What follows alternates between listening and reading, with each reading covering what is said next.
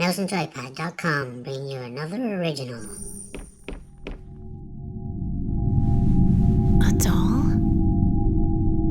When I first heard about NightCry, I had a childhood-inspired excitement overwhelm me.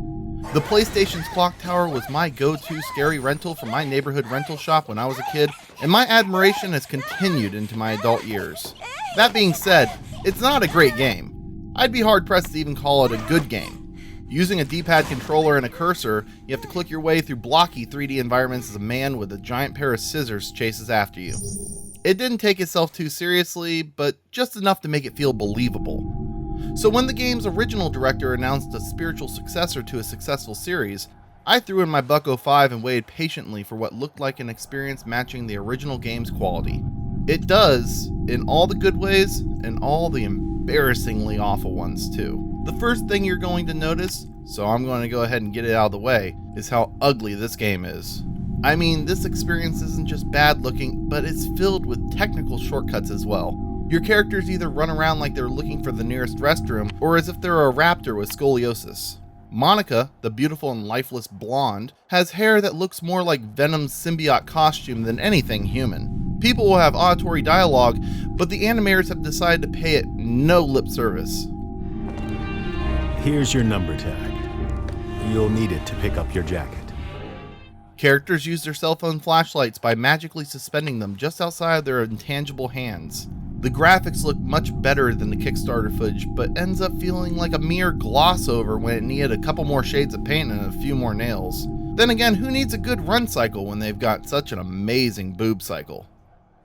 Look at him. Boom, boom, boom, boom, boom, boom, boom, boom, boom, boom, boom, boom, boom, boom, boom, boom, boom, boom. The story starts on a really bad note, a decision I will never quite understand. The game opens cold on a luxury cruiser crossing the bleak sea, and for some reason it's set in the near future. The game also, for some reason, doesn't think it needs to establish characters or the purpose of the cruise. You just start out as a drunk woman talking to some bellboy who's using a pair of scissors to cut up a dress? Something he says he enjoys as much as torturing bugs. Guess they wanted to throw in a red herring before you meet the owner of the ship, who uses a Bunsen burner to sanitize his prosthetic eye. Monica, of course, is more concerned about the name of the tool as opposed to why this creepy old man is boiling an eyeball in a bar. Like a typical vapid damsel, the whole experience isn't nearly as thought out as it should be. I will say, however, the game changes protagonists throughout, and it isn't until the end when you play as Rooney Simpson that the game takes a turn for the absolute better. Rooney is a young, introverted girl who's harassed by her fellow cultural anthropology students as they make their way back home from some fieldwork. That's where the big mistake comes in.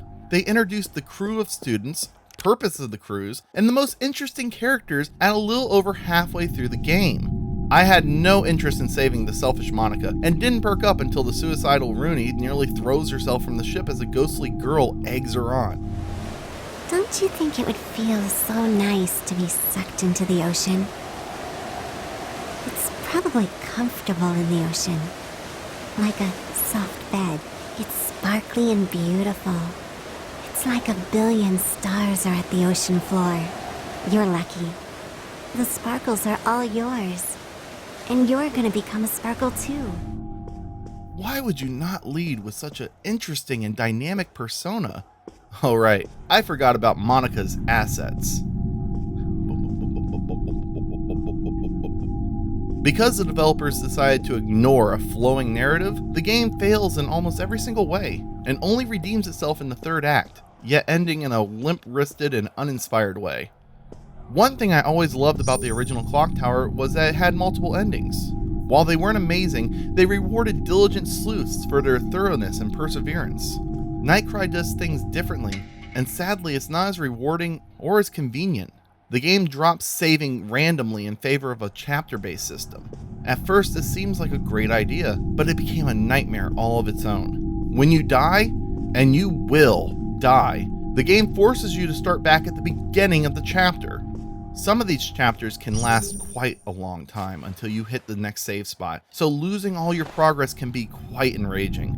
Allow me to recap my first bit of gameplay. I start out strong, taking the scissor walker out with various fire extinguishers and a can of mace, but then get trapped when I thought I could hide under a bed. In order to fight off the scissor walker, you have to tap a button on screen rapidly. This button, sadly, landed on the bed icon and kept attempting to put me under the bed, causing me to eventually die. Back to the beginning, so I play a little bit further only to have the game crash on a QTE. Back to the beginning, I try to run from Scissor Walker as the camera sweeps, and I accidentally run back into his giant shears. Back to the beginning. Once again, I get pretty far, jump in the closet, only to magically teleport back out, and without the button I'm supposed to tap to fight off my pursuer.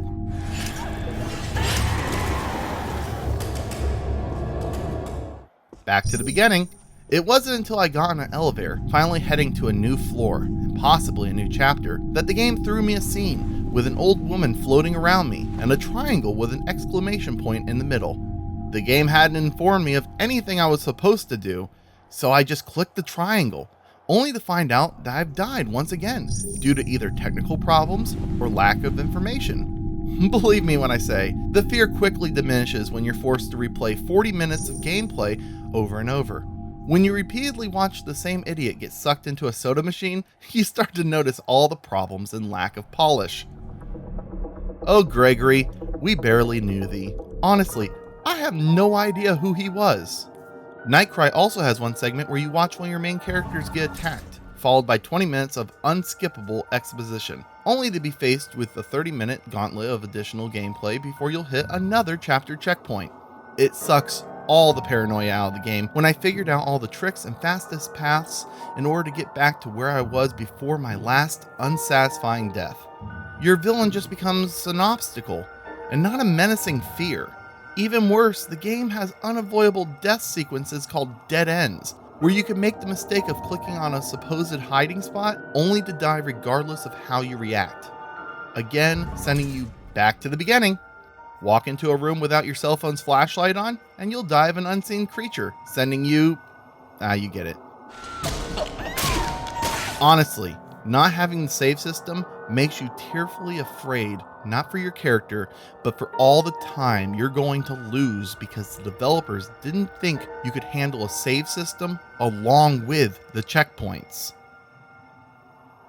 It also doesn't help that everyone, besides Rooney, is dumber than a sack of rocks. There's no subtlety to anyone, and they all just say whatever flashes across their insipid frontal lobes. Monica, who witnesses several murders, must have really loved Jurassic World, because despite her constantly falling over like a newborn deer, she continues wearing her stiletto heels. Or how about this scene, where two main characters come across a locked door, only for Monica to take a wooden stick and continually hit it, where there's tons of breakable windows surrounding it. Hit the window. Hit the window. It's glass. Break the window. Hit the window. There's glass right there. She even needs to look at a map before being able to take down a velvet roped stairway. I mean, honestly, doesn't someone this stupid deserve to die? Despite all these problems, I honestly can't deny it. I have a soft spot for this type of game. It's like a bad movie, where even the faults don't outweigh the charm. The nonsensical deaths, ludicrous story, and tons of branching options just makes this series a guilty pleasure for me. I won't deny that this entry isn't my favorite, but it isn't the worst either.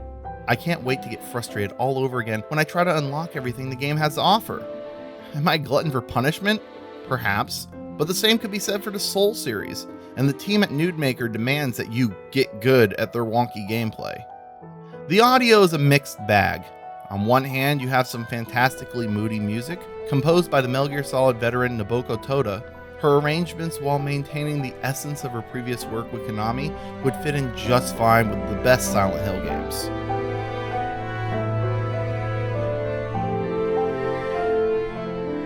On the other hand, you have some of the laziest voice acting I've heard in a modern game. A passenger asked me to dispose of this dirty dress. It doesn't help that the dialogue is crap, but these actors barely seem to mind how ludicrous they might sound. Donna Burke, voice actress who did the voice of iDroid in Metal Gear Solid 5 and Angela in Silent Hill 2, really doesn't have a lot of lines or really delivers anything truly memorable. The exception to these lackluster performances is Sona Stevens, who delivers a haunting performance as Connie, the little girl who haunts Rooney. Lies, lies, lies, lies! You're twisting the story to make yourself look good! Ah! Yeah! In closing, this game should make you afraid. Not because of its exceptional creature design and terrifying tone, but because of how broken the whole game feels. It simply looks and plays too much like an alpha build to be fully appreciated. While the developers met the requirements to fulfill the fundraising promises, I can't help but feel they pushed out an incomplete game with missing elements and placeholder animations. It may get better in the future as they've already updated the game since I've started writing this review, but I'm reviewing the game it is now, and sadly, it's not the game it could have been. I'm a huge fan of the classic series, and so because of that, I'm sure I'm a little partial. If you're a fan too, you might get a kick out of this game by Hifumi Kono. It's a little pricey, but the Italian-Japanese horror inspirations and subtextual motifs make for a fantastic experience. If you're not familiar with the Clock Tower franchise, you're going to see a buggy, annoying, poorly paced, and abysmally written experience. And you aren't wrong. As cool as the Scissor Walker is, this game simply doesn't make the cut. I'm Trevor Anderson, assistant editor at Mouse and Joypad. Come check out our great website where we have a ton of great reviews and previews of all upcoming games. Thank you so much for watching. It's freaking great.